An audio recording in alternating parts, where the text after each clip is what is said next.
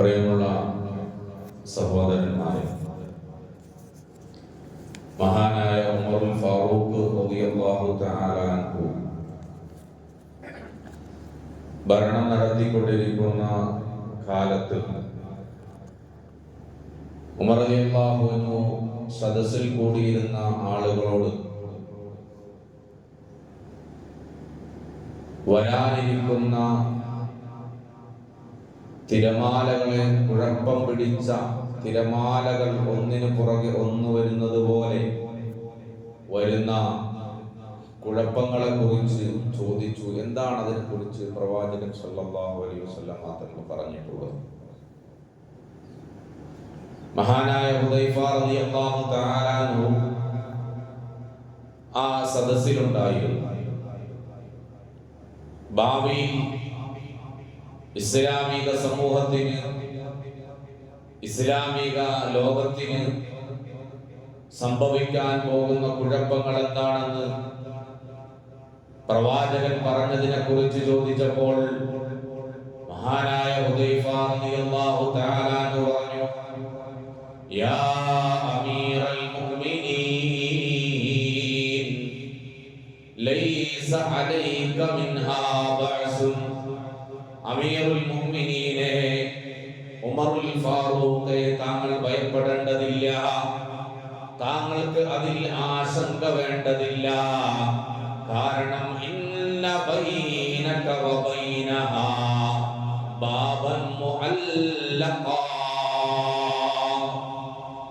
ഒരു കാലഘട്ടത്തിൽ വല്ലാത്ത കുഴപ്പങ്ങൾ പൊട്ടിപ്പുറപ്പെടാൻ പോകുന്നുണ്ട്. പക്ഷേ ആ കുഴപ്പങ്ങളുടെയും താങ്കളുടെയും ഇടയിലുണ്ട് ബാബൻ മുഅല്ലഖാ, അടക്കപ്പെട്ടതായ ഒരു വാതിലുണ്ട് ഉമറേ.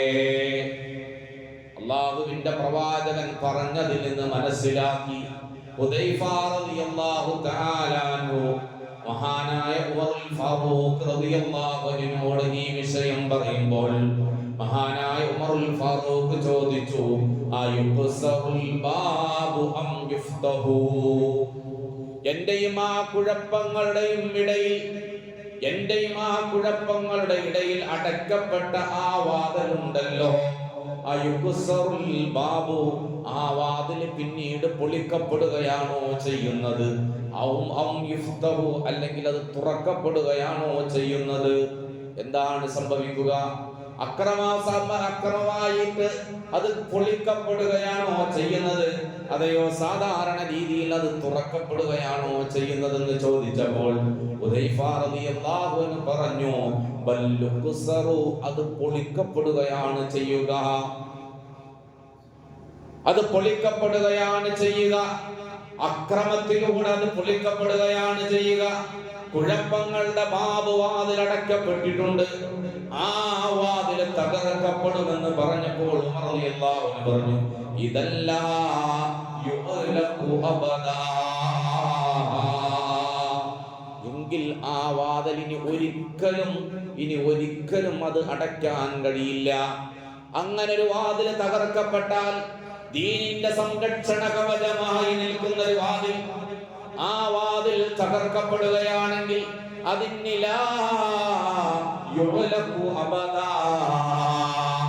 ഒരിക്കലും അതിനെ അടയ്ക്കാൻ കഴിയില്ലെന്ന് മഹാനായ ഉമറുൽ ഫാറൂഖ് റളിയല്ലാഹു തആല അൻഹു പറഞ്ഞു. ചരിത്രങ്ങളിൽ ഈ ഹദീസിനെ വിശദീകരിച്ചുകൊണ്ട് പറഞ്ഞതിൽ കാണാൻ കഴിയും. ഏതായിരുന്നു ആ വാതിലെന്നറിയുമോ? ഇസ്ലാമിനെ സംരക്ഷിച്ചു കൊണ്ടിരുന്ന, ഇസ്ലാമിന്റെ സംരക്ഷണ കവചമായ ആ വാതിലേതാണെന്നറിയുമോ? അത് മഹാനായ ഉമറുൽ ഫാറൂഖ് റളിയല്ലാഹു തആല അൻഹു തന്നെയായിരുന്നു. ആ ഉമറുൽ ഫാറൂഖ് ആയിരുന്നു ആ വാതിൽ. ആ വാതിൽ തകർക്കപ്പെടുകയാണ്. ഹിജ്റയുടെ 23-ാമത്തെ വർഷം ഇതുപോലെ ഒരു ദുൽഹിജ്ജയുടെ മാസത്തിൽ, ഇതുപോലെ ഒരു അവസാനത്തെ ദുൽഹിജ്ജയുടെ അവസാന ഭാഗത്ത് മഹാനായ ഉമറുൽ ഫാറൂഖ് റളിയല്ലാഹു അൻഹു അബൂ ലുഅ്ലുഅ എന്ന് പറയുന്ന മജൂസിയായ മനുഷ്യൻ മനുഷ്യന്റെ ഇരുതലം മൂർച്ചയുള്ള കടാര കൊണ്ട് മദീന പള്ളിയിൽ സുബഹിക്ക് ഇമാമ് നിൽക്കുമ്പോൾ ഇരുട്ടിന്റെ മറവിലൂടെ വന്നുകൊണ്ട് അബൂ ലുഅ്ലുഅ എന്ന് പറയുന്ന മജൂസിയായ മനുഷ്യൻ മഹാനായ ഉമറുൽ ഫാറൂഖ് റളിയല്ലാഹു തആല അൻഹുവിനെ കടാര കൊണ്ട് കുത്തുകയാണ്. കുത്തിയപ്പോൾ ഇരുളിന്റെ മറവിൽ നിന്ന് കടന്നുകൊണ്ട് മഹാനായ ഉമറുൽ ഫാറൂഖിനെ കുത്തുമ്പോൾ അത് തടയാൻ ശ്രമിച്ചതായ 12ഓളം വരുന്ന സഹാബത്തിന് കുത്തേൽക്കുകയാണ്.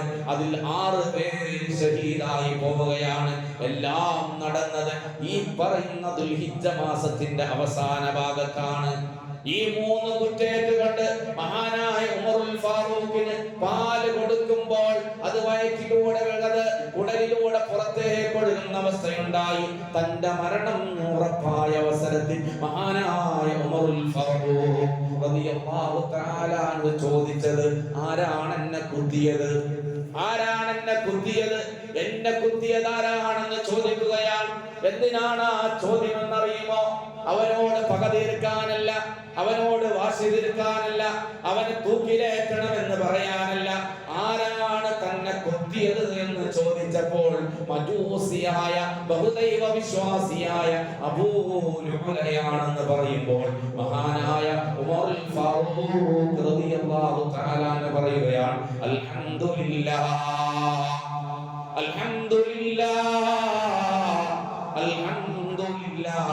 ഒരു മുസ്ലിമിന്റെ കൈകളാൽ, ഒരു ഇസ്ലാമിക വിശ്വാസത്തിൽ അടിയുറച്ചു നിൽക്കുന്നവന്റെ കൈകളാൽ എന്റെ മരണം നിശ്ചയിക്കാത്ത അല്ലാഹ് നിനക്കാണ് സർവസ്തുതിയും നാഥ. ഒരു മുസ്ലിമിന്റെ കൈകൊണ്ടായില്ലല്ലോ എന്റെ മരണം. എന്നെ കൊല്ലാൻ ശ്രമിച്ചത്, എന്നെ കത്തിക്ക് കുത്തിയത് അതൊരു മുസ്ലിമാണല്ലോ, ഒരു മജൂസിയാണല്ലോ. അൽഹംദുലില്ലാഹ് എന്ന് മഹാനായ ഉമറുൽ ഫാറൂഖ് റളിയല്ലാഹു തആല അൻഹു അല്ലാഹുവിനെ സ്തുതിച്ചതായി ചരിത്രം പറയുന്നതായി കാണാം. കാരണം എന്താ? ഉമറുൽ ഫാറൂഖ് നീതിമാനായ ഭരണാധികാരിയാണ്.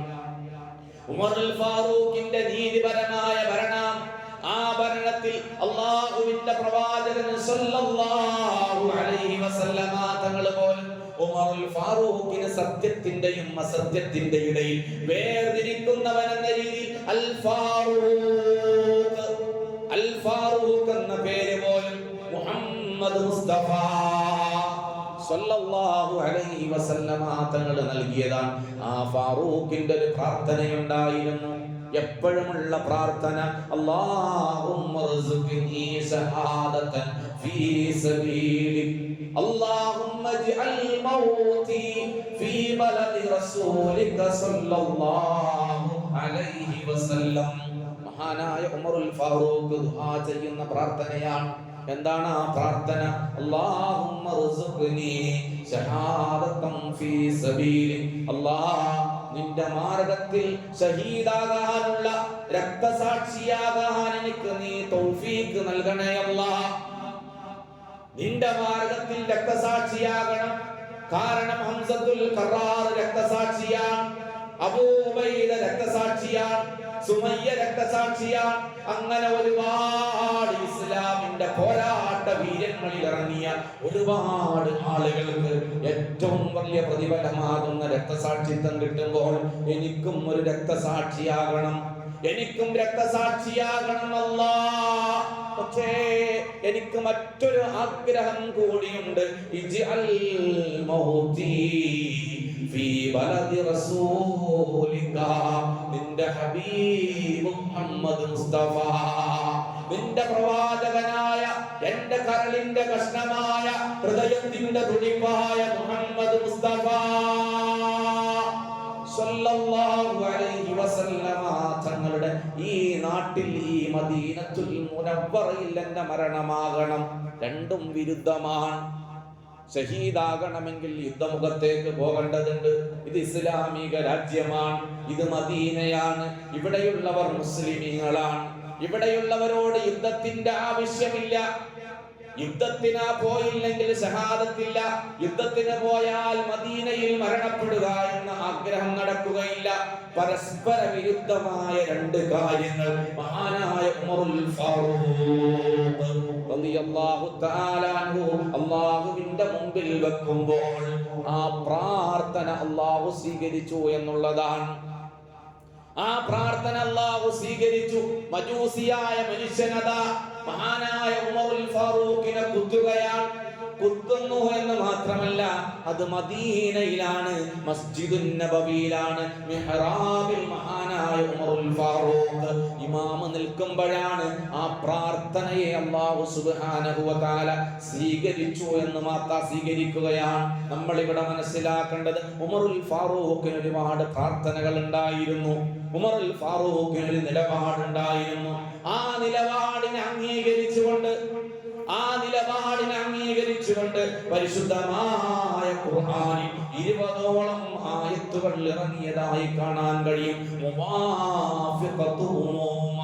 ഉമറിനോട് യോജിച്ച ഒരുപാട് ആയത്തുകൾ ഇറങ്ങിയതായി കാണാം. ഈ വർഷവും ഒരുപാട് ഹാജിമാര് ഹജ്ജിന് പോയല്ലോ, അവര് തവാഫ് ചെയ്തല്ലോ. ആ തവാഫ് ചെയ്തപ്പോൾ അവര് മഖാമു ഇബ്രാഹിമിന്റെ പിന്നിൽ നിന്ന് നിസ്കരിച്ചല്ലോ. അവിടെ നിസ്കരിക്കണമെന്ന് ആദ്യമായി പറഞ്ഞതും ആ നിർദ്ദേശം മുന്നോട്ട് വെച്ചതും മഹാനായ ഉമറുൽ ഫാറൂഖ് റളിയല്ലാഹു തആല അൻഹു ആണ്. പ്രവാചകനോട് പറഞ്ഞു, നബിയേ നമ്മുടെ വല്യപ്പയാണല്ലോ, മില്ലത്തു ഇബ്രാഹിമാണല്ലോ, ഇബ്രാഹിം നബിയെ പിൻപറ്റുന്നവരാണല്ലോ നബിയെ നമ്മൾ. അതുകൊണ്ട് ഇബ്രാഹിം നബി അലൈഹിസ്സലാത്തു വസ്സലാമിന്റെ കാൽപാദം പതിഞ്ഞ ആ മഖാമു ഇബ്രാഹിമിന്റെ പിന്നിൽ നിസ്കരിക്കാൻ ആഗ്രഹമുണ്ട് നബിയേ എന്ന് പറഞ്ഞപ്പോഴാണ് പരിശുദ്ധമായ ഖുർആനിൽ സൂറത്തുൽ ബഖറയിലെ 125ാമത്തെ ആയത്ത് ഇറക്കിയിട്ട് പറഞ്ഞു, വജഅൽ മഖാമ ഇബ്രാഹിമ മുസല്ലാ. മഖാമു ഇബ്രാഹിമിന്റെ ചാരത്ത്, അതിന്റെ പിന്നിൽ നിങ്ങൾക്ക് നിസ്കരിക്കാനുള്ള മുസല്ലയാക്കിയിരിക്കുന്നു എന്ന് അതാ മഹാനായ ഉമറുൽ ഫാറൂഖിന്റെ ആഗ്രഹത്തോട് യോജിച്ചുകൊണ്ടതാ ഖുർആൻ ഇറങ്ങുകയാണ്. നമ്മൾ ബദറിലേക്ക് എടുത്തു നോക്കിയാൽ, ബദറിന്റെ രണാങ്കണത്തിൽ 14ഓളം സഹാബത്ത് ഷഹീദായി.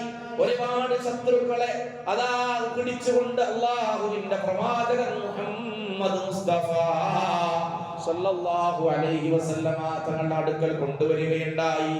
അപ്പോൾ അഭിപ്രായം ചോദിച്ചു അബൂബക്കറിനോട്, അഭിപ്രായം ചോദിച്ചു ഉമറുൽ ഫാറൂഖിനോട്, എന്താണ് ഇവരെ ചെയ്യേണ്ടത്? അബൂബക്കർ പറഞ്ഞു, നബിയെ, ഇവരൊക്കെ നമ്മുടെ കുടുംബക്കാരാണ്, മക്കക്കാരാണ്, ഖുറൈശികളാണ്. ഇതിൽ പലരും സഹോദര ബന്ധമുള്ളവരാണ്, നമ്മുടെ രക്തബന്ധുക്കളാണ് നബിയെ. അതുകൊണ്ട് ഇവർക്ക് നമുക്കൊരു ശിക്ഷയായിട്ട്, ഇവരിൽ അറിവുള്ള അക്ഷരം അറിയുന്നവര്, വായിക്കാൻ അറിയുന്നവർ, എഴുതാൻ അറിയുന്നവർ, നമ്മളിൽ നിന്ന് എഴുത്തും വായനയും അറിയാത്തവർക്ക് അത് പഠിപ്പിച്ച് കൊടുക്കട്ടെ എന്ന് മഹാനായ അബൂബക്കർ റളിയല്ലാഹു തആല പറയുമ്പോൾ ഉമറുൽ ഫാറൂഖിനോട് ചോദിക്കുകയാണ്. ഉമറുൽ ഫാറൂഖിനോട് ചോദിച്ചു, എന്താണ് ഉമറുൽ ഫാറൂഖിന്റെ അഭിപ്രായം? മഹാനായ ഉമറുൽ ഫാറൂഖ് നീതിയുടെ പോരാളിയായ, സത്യത്തിന് വേണ്ടി നിലകൊള്ളുന്ന മഹാനായ ഉമറുൽ ഫാറൂഖ് റളിയല്ലാഹു അൻഹു പറഞ്ഞു, എത്ര വലിയ രക്തബന്ധുവായാലും, എത്ര സ്നേഹിതനായാലും, ആരൊക്കെയാണെങ്കിലും ഇസ്ലാമിനെതിരെ വന്നവരാണ് നബിയേ, ഇസ്ലാമിനെതിരെ വന്നവരാണ് നബിയെ. അതുകൊണ്ട് എന്റെ രക്തബന്ധത്തിൽപ്പെട്ടവരെ എനിക്ക് താട്ടെ നബിയെ, ഞാൻ അവന്റെ കഴുത്തെടുക്കാം, ഞാൻ അവനെ കൊല്ലാം നബിയെ. അബൂബക്കറിന്റെ രക്തബന്ധുക്കളെ അവർക്ക് കൊടുക്കും നബിയെ, അലിയുടെ രക്തബന്ധുക്കളെ അവർക്ക് കൊടുക്കും നബിയെ, അവരവരെ കൊല്ലട്ടെ നബിയെ, ഇവർ ഇസ്ലാമിനെതിരെ വന്നവരാണെന്ന് പറഞ്ഞപ്പോൾ റഹ്മത്തുൽ ലിൽ ആലമീൻ മുഹമ്മദ് മുസ്തഫ സല്ലല്ലാഹു അലൈഹി വസല്ലമ തങ്ങൾ അബൂബക്കറിന്റെ അഭിപ്രായത്തെ എടുക്കുകയാണ്. അങ്ങനെ അക്ഷരം പഠിപ്പിക്കാൻ വേണ്ടി ആളുകളെ ഏൽപ്പിച്ചുകൊണ്ട് അവർക്ക് മോചനം കൊടുക്കുമ്പോൾ പരിശുദ്ധമായ ഖുർആനിലെ സൂറത്തുൽ അൻഫാലിലെ 67ാമത്തെ ആയത്ത് ഇറക്കുകയാണ്. നബിയേ, അങ്ങ് ഭൗതികത തേടി പോവുകയാണ് നബിയേ, അങ്ങ് ഭൗതികത തേടി പോവുകയാണ് നബിയെ. അവരുടെ കയ്യിൽ നിന്ന് ജിസിയ വാങ്ങിക്കൊണ്ട് അവരുടെ ഭൗതികമായ അവരിൽ നിന്ന് കിട്ടുന്നതായ സമ്പത്തിനെ മോഹിച്ചു കൊണ്ടുപോവുകയാണോ നബിയെ എന്നുകൊണ്ട് അല്ലാഹു സുബ്ഹാനഹു വ തആല മഹാനായ ഉമറുൽ ഫാറൂഖ് റളിയല്ലാഹു തആല അൻഹുവിന്റെ നിലപാടിനോടൊപ്പം നിൽക്കുമ്പോൾ ഒരു ദിവസം ഈ ആയത്ത് ഇറങ്ങിയപ്പോൾ അല്ലാഹുവിന്റെ പ്രവാചകൻ അബൂബക്കർ ഇരുന്നുകൊണ്ട് കരയുന്നതാണ് ഉമറുൽ ഫാറൂഖ് കാണുന്നത്. ചോദിച്ചു, ഉമറുൽ ഫാറൂഖ് എന്തേ നബിയെ കരയുന്നത്, എന്തേ അബൂബക്കറെ കരയുന്നത്?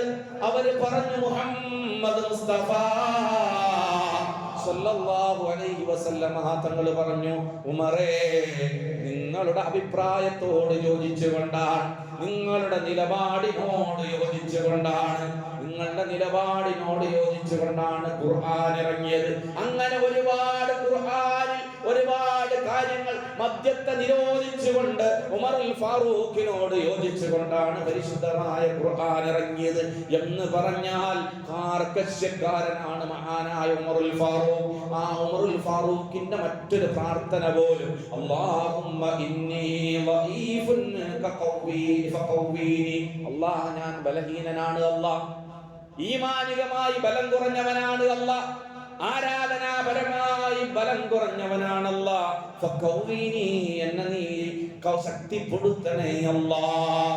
പക്ഷേ വഇന്നീ ളഈദുൻ, ഞാൻ കാർക്കശ്യക്കാരനാണ്, അല്ലാഹ് ഫലയ്യിനി, എന്നെ മയപ്പെടുത്തണേ അല്ലാഹ്.